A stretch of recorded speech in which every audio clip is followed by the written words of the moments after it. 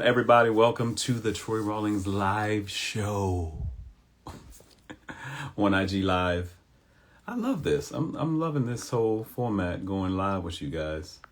Takes me back to the radio days. Coming again soon. And while I like recorded radio, hey, what's going on, everybody? What's going on? While I like recorded radio, hold on, let me put our guest in here today so y'all can follow her. How's everybody doing? Happy Friday. I don't know why it feels like a Saturday. Right, because I've done so much this morning. How many people remember back in the day when Saturday morning cleaning and all that stuff? Did so much this morning, felt like it was a Saturday.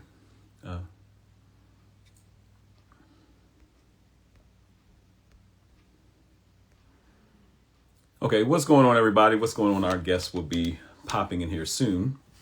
Sorry for the delay, technical difficulties.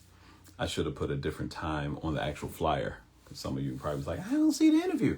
Don't worry, it'll be, when I do these live interviews, I love doing the live interviews because it's impromptu. It's like a live radio interview or a live TV interview.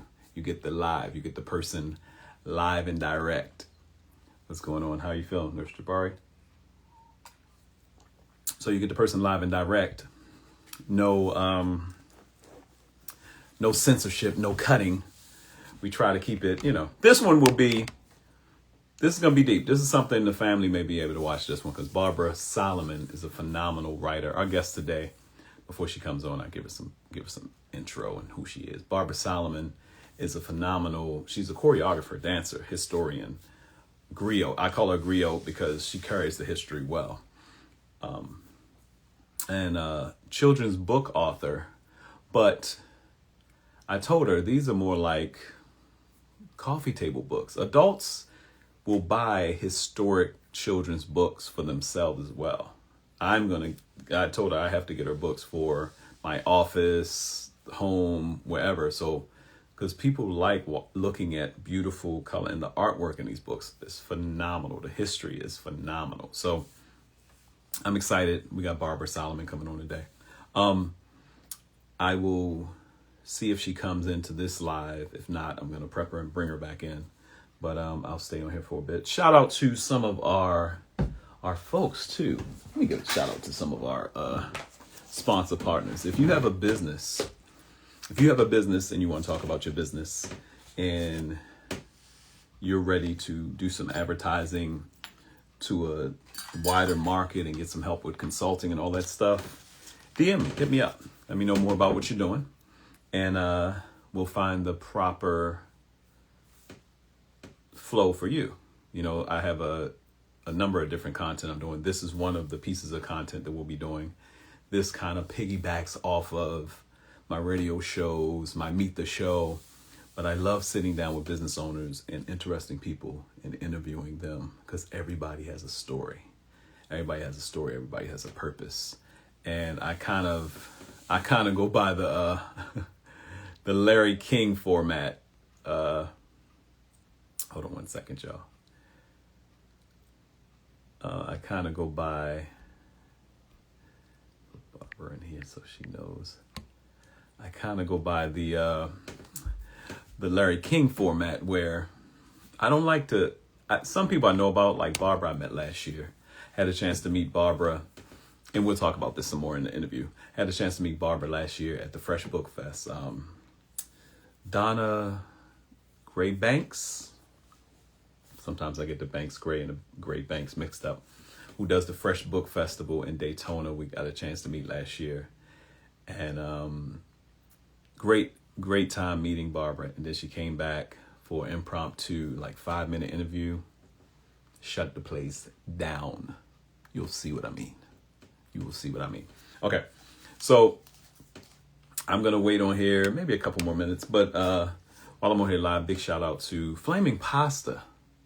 If you're here in Inglewood, if you're in Los Angeles, you have to get by there. We're going to talk to them, and they have an amazing story too. Husband and wife duo that own the business. But Flaming Pasta. What up, Phil? What up, Phil?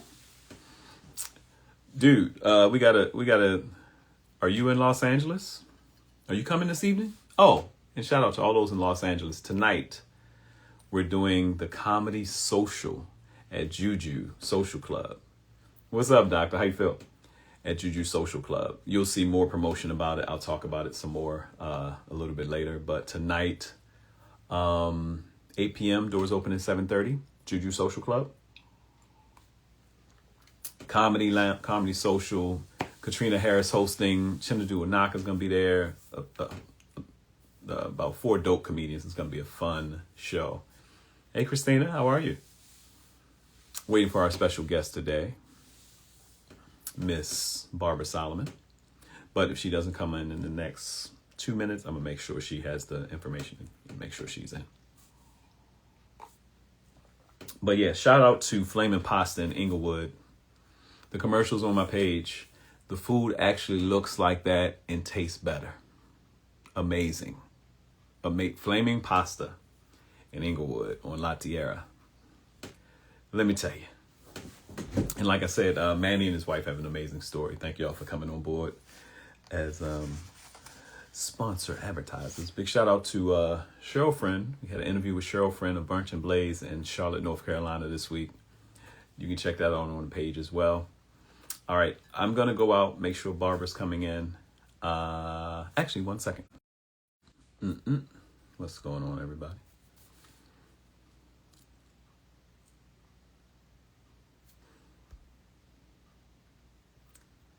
So I'm going to, hey. What's going on, Doctor? Is that Dave Ramsey? What's up, Doctor? How you feel? Waiting for our special guest today, Barbara Solomon. Let me make sure she got the mess. Let me see. Is Barbara in here?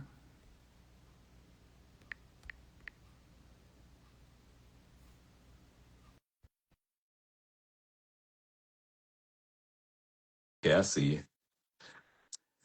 I'm going to bring her on in. Who's that there? That's me. What's up? You got to see. I wish now you got to I wish you could back it up so they could see the whole garb because I don't know. Can you do a little bit? Can you give it to her? Ladies and gentlemen, let me tell you, this young lady right here, Barbara Solomon.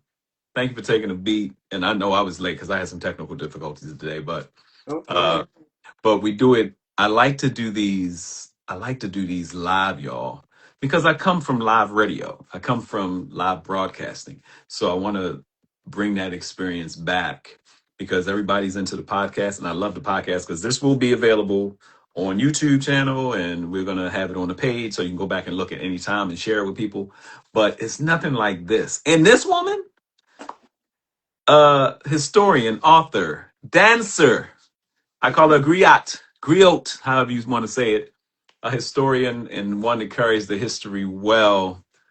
Ladies and gentlemen, author, dance. I keep saying dancer because she still teaches dance and she still does her thing. And without further ado, Miss Barbara Solomon, thank you for coming through. Thank you for having me. Thank So we met last year at Fresh Book Festival. Donna, you. I want to make sure Donna Gray Banks. I keep Banks and Gray. I get it messed up.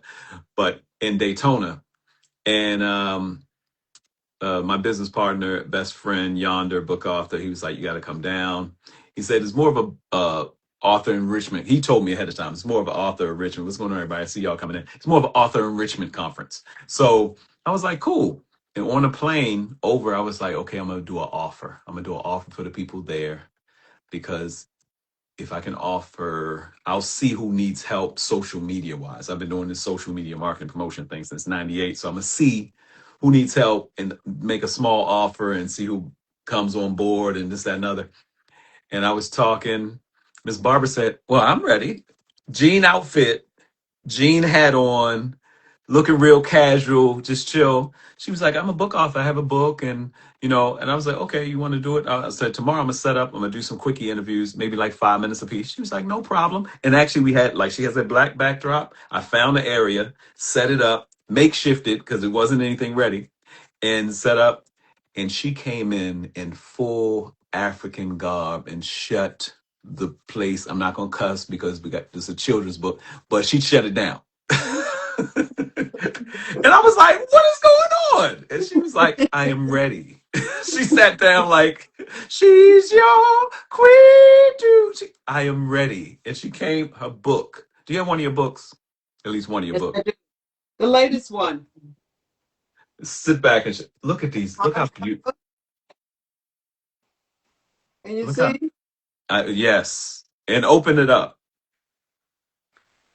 Okay. This one opens like this, but she had a book that opens vertical and some open horizontal and amazing. Beautiful. Beautiful. Okay. I like the Tarantino the interviews a little bit.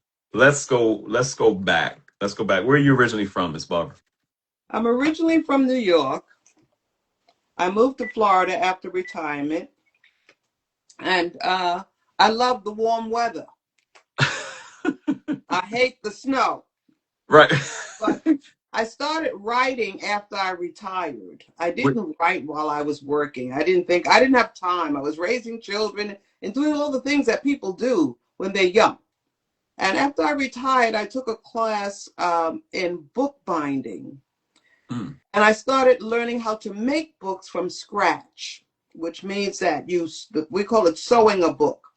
Oh, you got people from New York popping up. What up, Brooklyn? Ramsey? Yes. What part of New York, Miss Barbara? Oh, well, Harlem. I was living in Harlem, but I've lived all Ah, over New York, every borough except Staten Island. right, right. Even I raised my kids in Westchester. Nice, So, nice. but anyway, getting back to the books, um, so I learned how to make what we call sew a book or put a book together from scratch. That's the pages and the spine and everything. And I started making greeting cards. And I noticed that as I was making these greeting cards, I kept adding pages. So I was sewing greeting cards, but they had pages in them. They, from one page, another page. And I said, okay, well, I'm making books. And I was putting nice sayings in the pages. I said, well, I can put more in these pages. And that's how the idea came about of writing books. Nice. And I started, instead of making books from scratch, writing them. And I realized the need in our community for Mm, my grandchildren that didn't know anything about Africa. And mm. I mean, I had been to Africa several times. I visited. I stopped counting the trips. In fact, I say to people that if I'm going to Africa, please don't take me by any of those slave castles. I can almost go in and out by memory. So I Wow. started writing stories about Africa, but I didn't want to write stories about current Africa or modern Africa. I wanted to write stories about ancient Africa. Mm, I wanted to take our children and our adult population back to the time before slavery, when we were in total control, that's when right. we were running our villages and our towns, when Yeah. we were talking to our people. And so, in that, I had to do some research because I had to find out what that time was like. So, we're talking about 1139 BCE. That's before the Common Era. All right. Yes. That's before I forgot which pope it was, decided that time started after Jesus was born. Right. Okay. Right. So we're talking about way before that.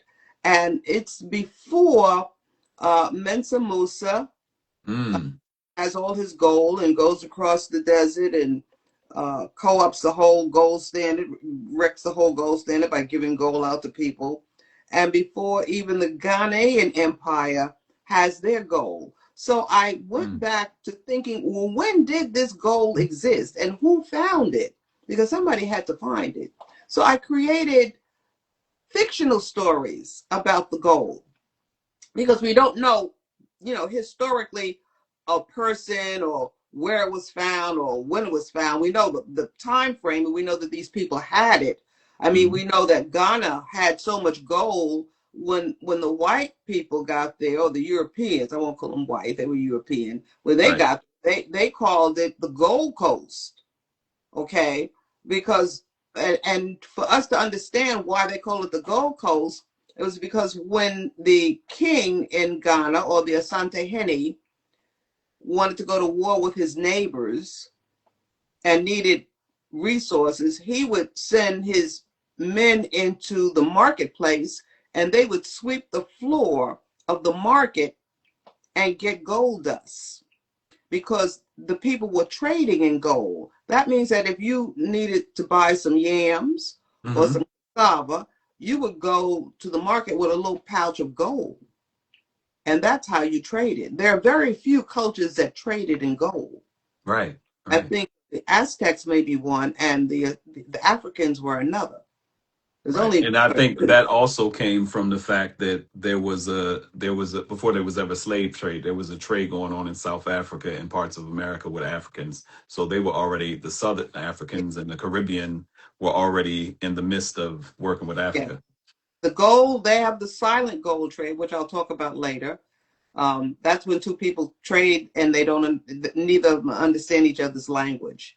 They call it Mm. silent trade. And there was a silent gold trade with the Carthaginians and West Africans. So Because a lot of people don't understand that Africa, before they were colonized into countries, there were 3,000 plus tribes, 5,000 languages. yes, it was massive. It was massive. The Europeans organized it into the 54 countries we see today.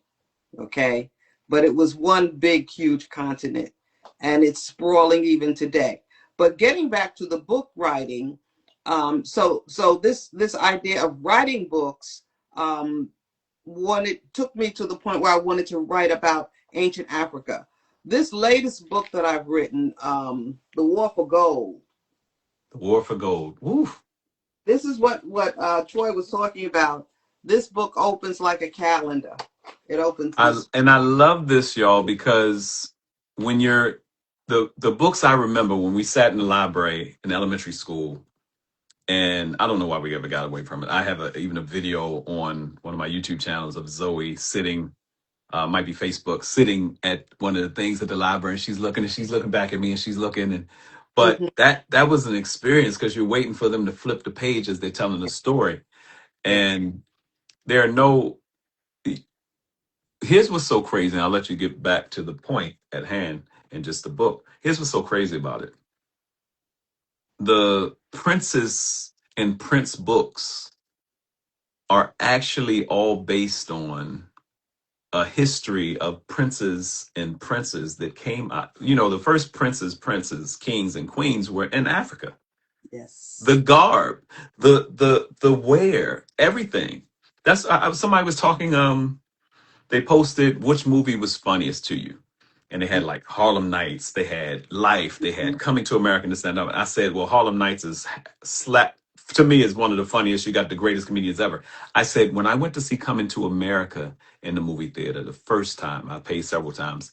I was in awe because I Mhm. had never seen on screen Mhm. Africa look like that. And Eddie went to Africa, real African garb, the Right. gold blocks they wore. Right. All I was in awe. I Right. had never seen anybody portray Africa in a positive light with black people. Well, well, The movie theater almost didn't make the movie if Eddie didn't put a white person in the cast. That's why he put Louis Anderson in. yeah. You wouldn't have seen it, because in Euro mind it doesn't exist. It doesn't exist. Okay, it only exists as a form of a place to get money, to get rich. Mm. Okay, this is the other book that I've written with a again. Is Oh this the one with Kamala? This the wedding? Is this the wedding one? yes, this is the wedding. I'll show you some pictures from it. And what's your and I'll put your website. Well, I have her. You can follow her Instagram, but below in the information and everything as we go forth. And when you see this later, I'll have the website where you can order the books, where you can pre-order, because you'll be able to pre-order books. And she's working on books, but we got a lot. We're gonna be here for a minute. This ain't the 5 minute interview. This is the intel. We're gonna do at least. We're gonna press. The thing is that we get so excited about our history because we've been denied. It's almost like a child taking candy for the first time. It is like That I was first, trying to tell Miss Barbara, she was like, Troy, adults are buying my books. I yeah, said, it's a coffee table yeah, book. the It's a adult. salon table book. Okay, It's a barbershop table book. right. The adults. This last one, the War for Gold. The adults are lapped it up. I had to wonder if I had something sexual in it. There's nothing sexual in it, something pornographic. But they were reading. I said, okay. So it must be that it's generating an interest. I write my books in this format, this wide format, because I want to show as much of the African and as a screen, not just as a photo, but That as landscape. The look at those pictures, landscape. man. Come on. Yes, so that you can, I want to put you there. I want to put you in the scene when you're reading the book. And I have a lot of pictures. Each one of my books has at least 20 to 30 images of Africa and in the setting with the story, moving the story along. So I want to put you there. My inspiration was my grandchildren. They didn't Mm, know anything about Africa. They were mm. almost ignorant about Africa, especially the two youngest ones. So I Now we had got wait. We're gonna have to go back. Cause we're gonna jump back. I told you I'm a Tarantino. I need to know this. Lady from New York in Harlem, raising kids. You said something key, but I want to go back to the beginning. How did you end up starting to go to Africa? Was it a part of your dance? How did you start going to Africa? my first trip to Africa was in 1975. I was a professor at the Borough of Manhattan Community College. For those that don't know, 1975 was the year I was born. So I'll be 51 That's a nice next catch, Saturday. but Tonight they we're having a figure out party, what but my I'm sorry. age. They can next figure out what my age is after they figure that you're 51. Well, she was going to Africa and she wasn't two, right? I, Black don't crack. I have no idea. But when she came, the first time I saw her, I was like, "Oh, this is a nice sister. She's a older sister." When she came in African garb, I was like, "Who are you?" I'm ready. That's who I am. But in Okay, 1975, 1975. class at my college. It was the Borough of Manhattan Community College. It's in Manhattan. It still exists. They had, and it's part of City University. They had an independent study class, and Mm, they needed professor or someone to help lead the group over to Africa. And the one of the professors asked me if I would accompany them, and I did. And that was my first time going. We spent 3 weeks. I I got so much information. and I what saw, part of Africa did you go to while you were there? Ghana. and we stayed in Accra for a while, and we were at the university because we You were stayed in a students. what? Accra, and then What's that? we were in Legon in at the Oh, the city. University Okay, of Accra. okay. So we were there on campus and we learned a lot. We learned a lot of history. They learned a lot. We traveled. We went to Kumasi. They learned a lot. And then after that, I went back and forth. I went with the Denny Zulu group. I went with Mm. a couple of groups of that were going on my own. Attach myself to different groups. So I have been there. In fact, I just went there in October to visit a girlfriend who's an expatriate who has decided to live there. My Right. girlfriend lives. Is she Uh, in Ghana or Cape Town? Where's she at? she's in Kenya. Kenya. Ooh, That was my first time visiting Kenya. I've I also know it been. was beautiful. I've seen the pyramids and the inside of the temples, and I've seen the people on those walls that they painted, and realized that it was not Charleston Heston or any of the people in Hollywood. It was all black people up in there. All right. And Here's once what's so you crazy that, about that as well. huh? Recently they started opening up the Vatican City, so people could come in and tour. The craziest thing is when young people started posting and saying, hey, all of the statues here are black. All of the paintings, the Maria and everything in the Vatican is black, are black, is Yes. black. What, is it the metal they use? Is it the this? I was like, well, they had ways to, I mean, all the Greek statue, they don't have any black Greek Right. statue. But there were no blonde, blue-eyed people in Africa. All right. Christianity starts in Africa.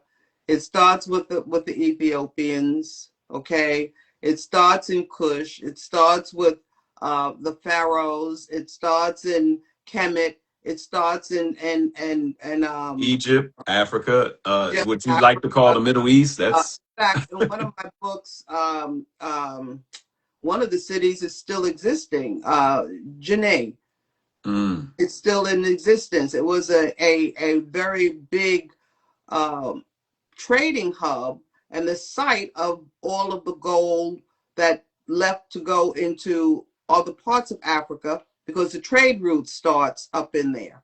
The Mm. trade routes actually trading gold starts in the west and then moves across Africa into the what we now know as the Arabian countries, which is Morocco. Those Right. routes traveled all across Africa. One of the first books cites a couple of the trading routes. Forgot the name. Calhoun. That's not Calhoun. Uh, Mecca Mm. is some of the places that are still there. Memphis are some of the cities that are still there. That you could see it on the map. And I cite them in my stories to make people go and start to research this information, to learn about this stuff. So even though my books are written in a sense of Fiction. fiction, Right. they are written so that you will understand. Each book has a page in it that gives you, especially the Dogon book, where is that? That gives you a history of information that you can go look up yourself. Okay, I call it things to know. Things to know. And things to know are that the Dogon people Come sighted on. planets up there called Sirius way before they had the Hubble telescope. Okay, and Mm. in 1929, a French anthropologist went there to talk with the Dogon, and they told them about this planet that they call Sirius, and now they call it A and B. Had several uh, dwarf planets following it, and they knew about that. And when they found the telescope, discovered the telescope, they realized, well, how did those people that's supposed to be primitive know about these planets without a telescope? So there's so much information that we have within our community, within our African community, that we need to start sharing, Right. that we need to start referencing, that we need to pull it so that our children can start to understand who we are. We are You not are you are slaves truly on ships through the you are middle. We are much more than that. you are Okay. truly a treasure And my in books speak to that. My books speak to that. And it speaks to it for not just the kids, but for their parents too. Because we were all brainwashed. Everybody in America has been brainwashed. Okay? So now it's time to rinse the soap or whatever it is they use to brainwash you with, rinse that mess out and start anew.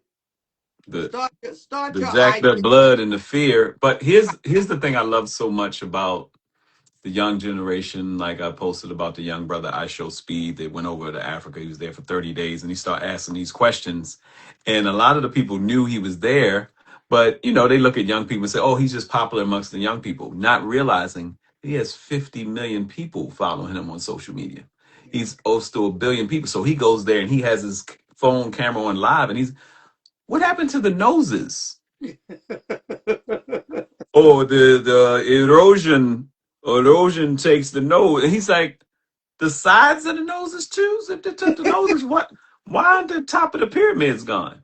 Right, And right. what's this? But why the side? They took just the nose. Right. The erosion.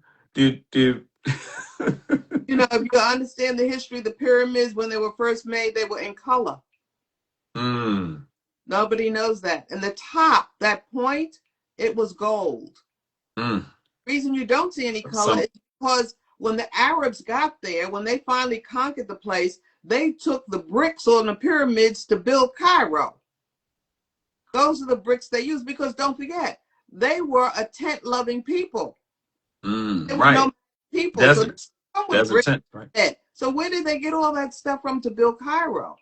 Cairo was built using the bricks from the pyramid. When they realized that they were a tourist attraction, they stopped. But the top of the pyramid was gold. The pyramid was built so that it references celestial things up in the sky. That's It right. it speaks to that, and there's a reason for that that we don't know. And the history There's on the wall, the whole history on the wall.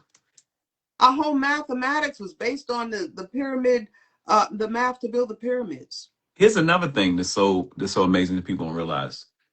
So they start drawing and putting history on the walls in color that Yes, lasts for thousands of years yes, until you start. And obviously, you can see the transition of what's real and what's not if they start messing with it. But it lasts for thousands of years. You know what's so funny? A lot of people don't know about the mass transit system in LA. It's actually beautiful. Even it's not as used as much as New York. That's why you can tell. It's like it's so clean. I was went in the subway. I was like, it's so clean here. used. It ain't used. Right. But here's the funny thing.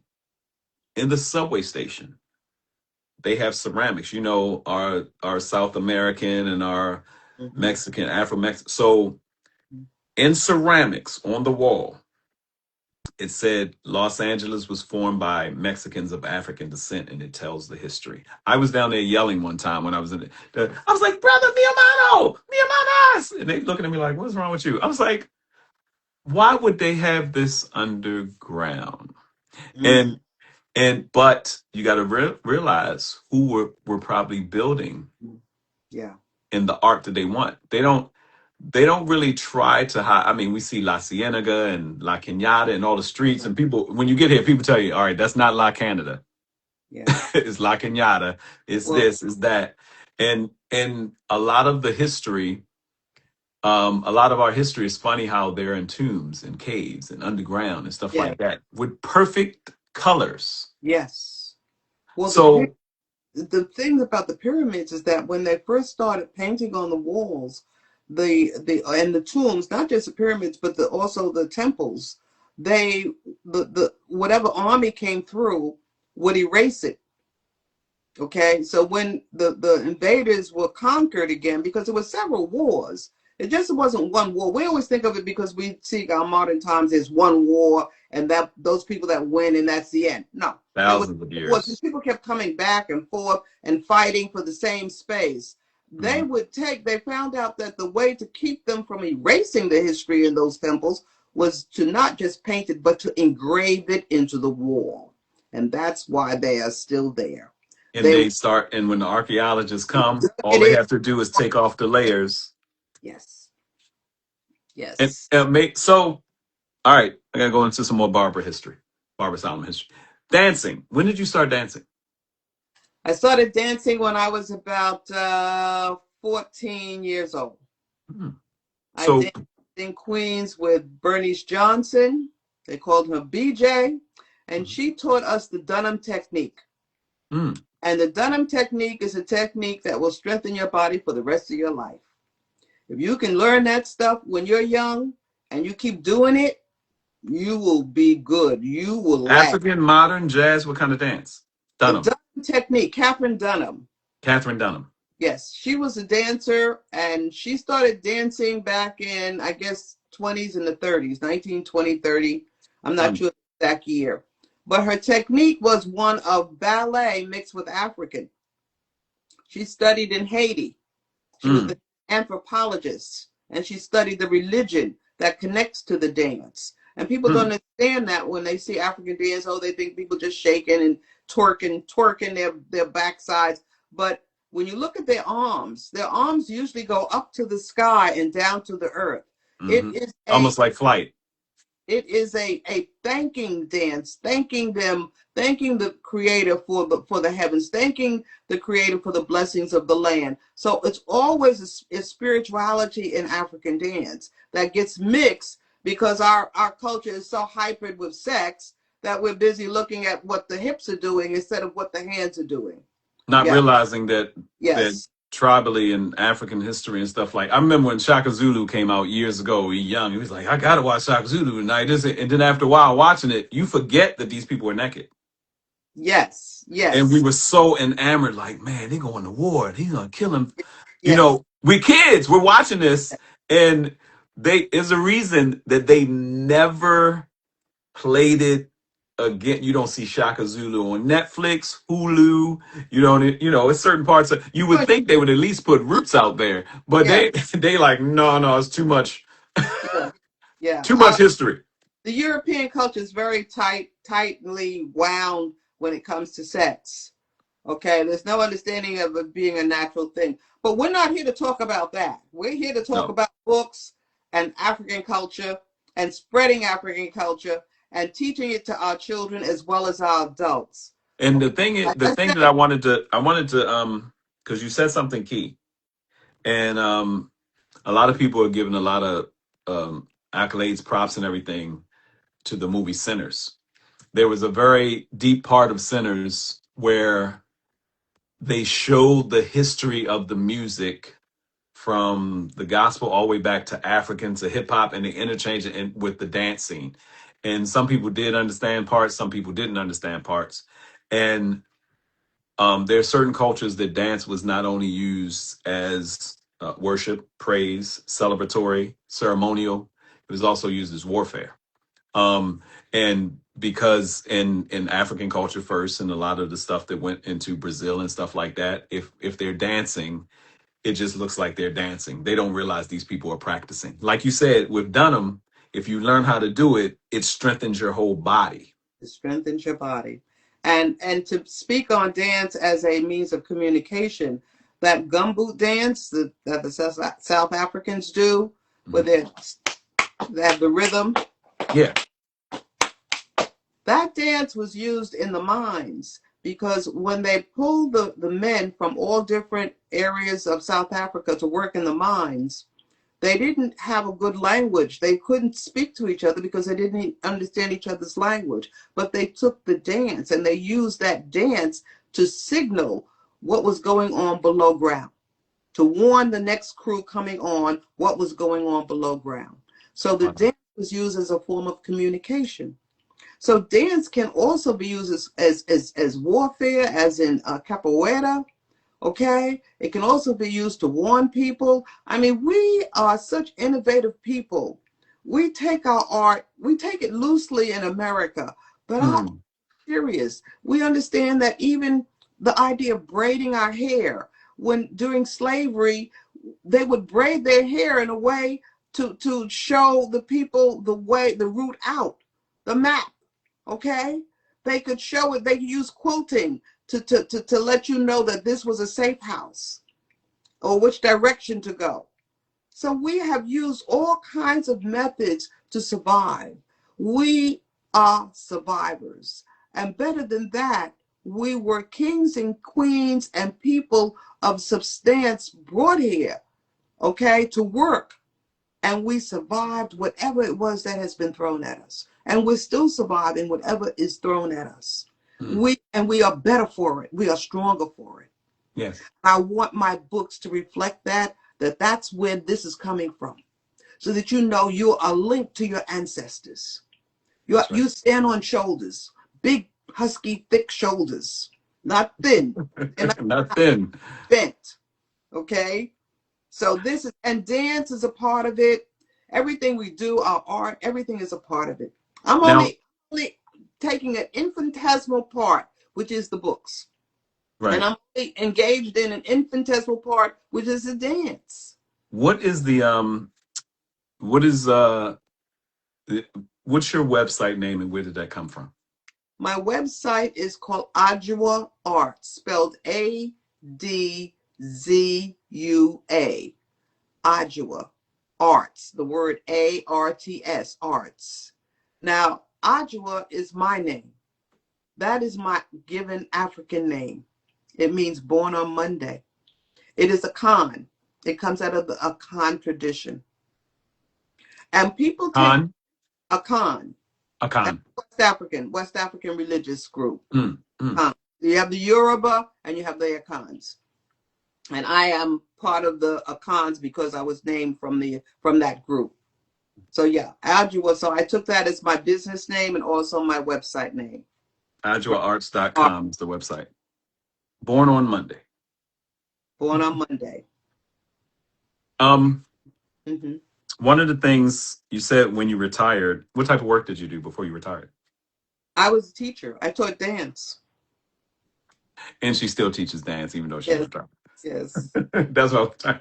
So you started teaching dance. You started teaching in New York, obviously.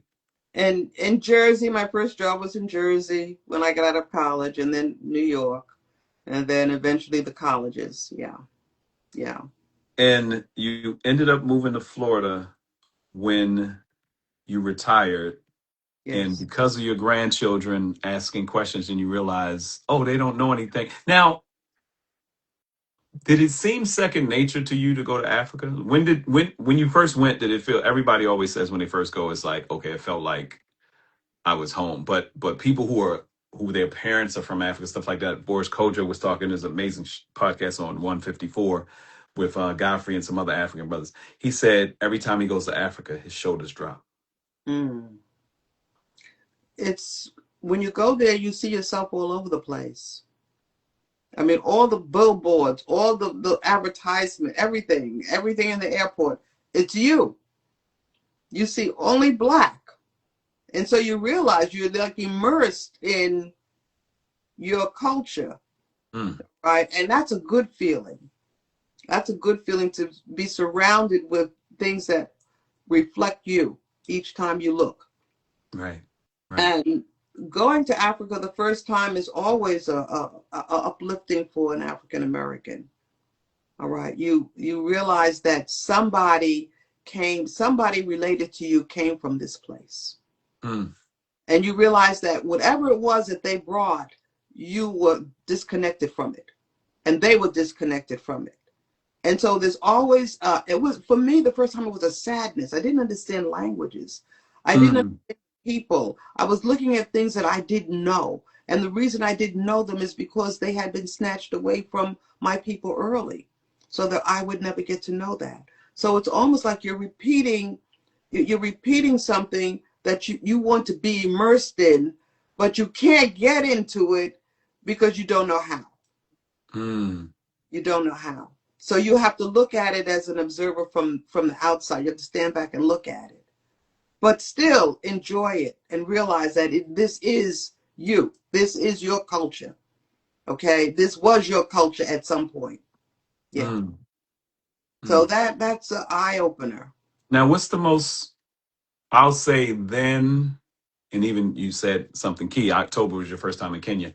What's the most amazing thing you learned from the earlier times and most recently about Africa that you didn't know?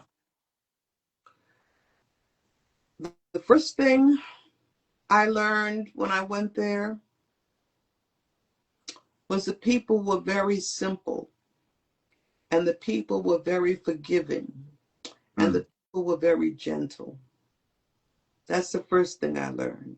And I also learned that the people were not wasteful like we were. mm, All right. They could take we left when we were at the University of Accra, we would throw our garbage away, our cans, because we brought extra food. We had our little cans. And we would go outside like a couple of days later and see the kids running up and down with those cans made into toys, made into trucks. Yeah, they would take that garbage and go through it and find usable stuff. So it was amazing to us that they were so resilient. The children were mm, so resilient that they would go through our garbage and find stuff that they could use. Yes, that was an eye opener. That mm, was an eye opener. The other eye opener was that when I went there at a later time and I would visit schools, they didn't have pencils. The kids didn't have pencils. Back in 1980s when I would go, the schools were buildings that were sort of empty, but with no supplies because they don't have a public education like we have here. So mm, that the education is those that have money to get their kids into private school. Okay, and the private schools, of course, when they have the resources, they're able to outfit the kids with proper utensils and the things that they need for school, paper and pens and stuff. And when we went there later on, it was still the same problem because there was no public education. And when you look back on it, America got great because they had a public education system. They educated their whole population. So the population went from total illiteracy back in, let's say, 16, 17, 1800s. So by the time we got to the 1900s, everybody just about could read and write. And today it's expected that you read and write. If you have a child that comes out of school and doesn't know how to read and write, it's like, what? Something happened. Right, what happened? Or didn't happen. Right. Right. So in Africa, you find illiteracy because they don't have public education. And they haven't grasped that yet. They're still educating the elite and those that have the money. All right. But that doesn't build your country. That Right. just builds the elite. They get richer and they get more money. Okay. Especially when they're trying to erase your history right in front of your Yeah. face. Yes. And when you're trying to build your country, because they're trying to build that whole continent, and they will. Yes. They will build it. It will turn into something greater than the United States was. Yes. Okay. Once they get rid of the tribalism and take on nationhood and understand part of a united Africa, Right. okay, they're going to soar bigger than China, bigger than America ever thought it could be. Okay? That's And right. then when you look at all those melanated people there, the physicality, the idea that melanin is something that is not a color, but a transistor, and they're finding out that it's got an electrical charge. Your melanin has an electrical charge. You told I, something. You told me something the other day that I passed yeah, on to Yonder about just the healing power of melanin that healing. we know and then we don't know. Yes, yes. Who could have thunk it? I mean, you've been blasted all this time for having melanin. They Only like, the oh, make sure you put some sunblock on. Sunblock on. You did it. Okay, okay, okay. right, right. And Only then you the go over to Africa and people are like, let asset. the sun hit your face. It's a Right. it's a valuable asset. So all these things coming through in these later centuries or early centuries of the 21st century. Mm, All these things coming to fruition. We see Africa with the largest youthful population. They're projecting that it's going to be the biggest youth population in 10, 20 years. It's going to have 40% of the youth on the planet. right. Okay, so all these things coming around. But what I'm saying is that it's going to be big, but our kids, we must get them ready for it. We Mm, must get them not being colonialized, not to be free thinkers, to start working for their own progress. We must start educating our children into their own culture. mm. Okay? The Euro culture's good, it serves its purpose, but only if you understand your own Your culture. own culture. Right. You understand your own hegemony, you'll be able to move through within that African diaspora when it takes off. You'll be ready for it. Okay? We must think of the future. Yes. To what we do today counts for tomorrow. That's right. If the kids are educated and the parents are educated, you can go back and forth. You can live in both countries, okay? And be successful in both countries. It's not about white supremacy. That's going to fade. Right. It's going to fade because And it we can gets tell this because we went around while they running around with so much angst. It was like people have it's been not asking lately. They were like, "Look, y'all got this, that, and the other. Y'all wealthy, this, that, and the other. Why are right, wealthy?" They were like, "Why are wealthy white men in power so angry?" right. And there's nothing to support supremacy based on color. And the only thing you have to support it are some guns. And Guns that'll and money. yeah, guns and money, and that'll wear out. Yeah. Okay. And as your country gets older, it'll wear out. You won't be able to do anything with those guns. Old people. It's like, put your gun down, brother. It is over. Right, You are fully surrounded. right. But what is there a an order to your books, or can people just start getting your books as they want to see what they want to be into? Because there's a certain order that you would recommend people get the books, like Yes, I've written my books to go from the age of like 3 to 20. or 18. This is my first book, The Frog That Could Not Jump. It's Mm. not much an African story. It's a story about a frog. Okay. It's not an African story. It's a story about a frog. Which frogs are from No. The But biggest frogs are African in theme Africa. to it. It has an African theme to it. Right. But the main thing is the Kamala series. Now that's comprised of about 6 books, and those do happen in Africa, ancient Africa. So I would suggest that if you have a child or a kid or you little girl or boy, and you want to get them introduced to it, that you start with the first book, which would be the girl who wanted to become a princess, and Mm. that would be. I think I have it here. That would be this one. Now, when did you write that book? I wrote this book in 2013 Okay. and redid it again, I guess in 2000, maybe 17. Yeah, Mm. because I rewrote it. I didn't, the first time I wrote it, I didn't have an author, an artist to Mm. do these beautiful pictures for me. That's another thing. So, do you use the same artist or different artists? Well, I've used 2 artists. One was in Africa. Mm. Uh, I So, worked one of with. the artists is actually in Africa, lives in Africa. Yes, he sent me the photos, the images digitally over the computer. And the other artist is in Georgia, and he sent me his also through the computer. How did you find these artists? I found the first one I found online. I saw some of his work online, and Mm. I contacted him. The second one, a girlfriend of mine, Michelle, was able to hook me up with the second artist. His name is Larry Tinsley, and he's Mm. quite. I've written, I think, 3 books with him so far, and his pictures are very, very. His artwork is Amazing. very good, very good.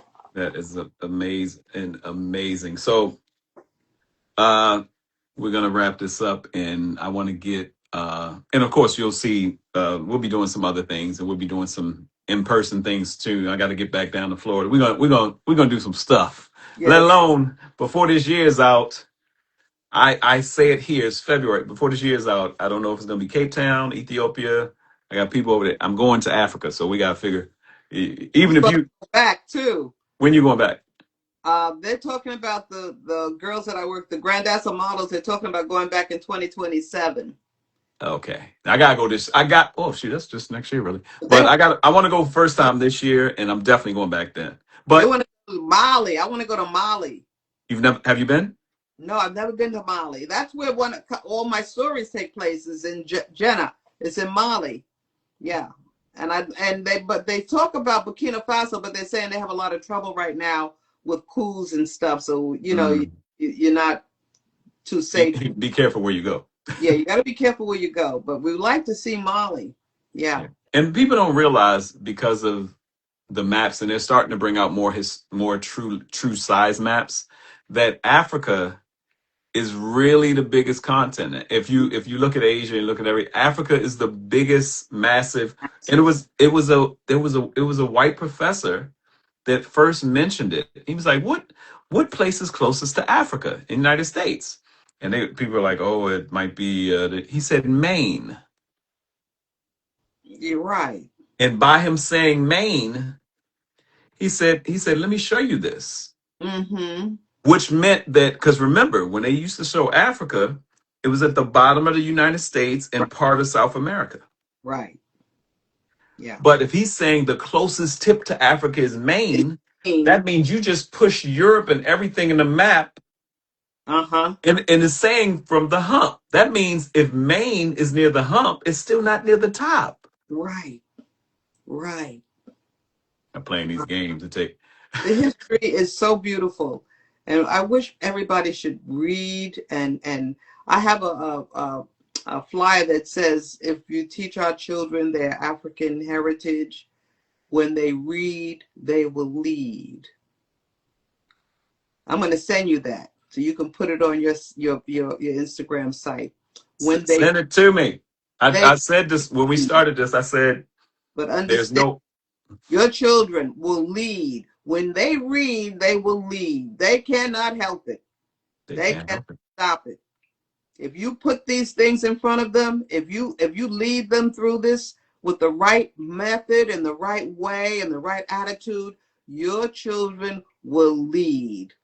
One They of the will. many things I love about my daughter is that she loves to read. So I'm Yes. excited to get, and she's 14, but these books are, Yes. like I told you, I learned some of the most powerful stuff I learned about Benjamin Banneker Yes.